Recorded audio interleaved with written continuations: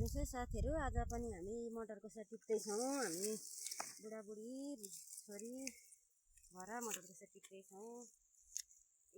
गाउँघरतिर चाहिँ यस्तै हुन्छ, सिजन अनुसारको काम। कहिले मटर टिप्ने भइरहन्छ, यो बेला चाहिँ मटर टिप्ने आलु रोप्ने काम भइरहन्छ। अब यो कृषि पेसो भनेको चाहिँ यस्तै हो साथीहरू, दुखी पेसो। अब सबैजनाले दुखी पेसो भन्यो भने हामी सबैले दुखी भनेर यो गर्नु हुँदैन भनेर अब गरिएन भने त हामीलाई गाह्रो हुन्छ नि त है। सबै कृषकहरू जतिले सबै यो कृषि पेसो भनेर केही गरिएन भने त है हामीले अब खानाको लागि पनि त गर्नु पर्यो नि त है।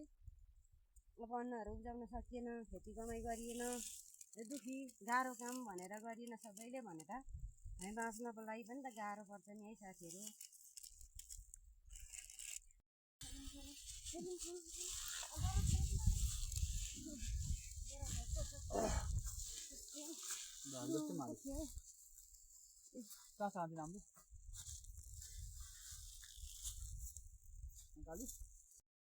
ल हेर्नुहोस् है साथीहरू, आज चाहिँ हामीले 2-3 बोरा टिप्यौँ कोसा।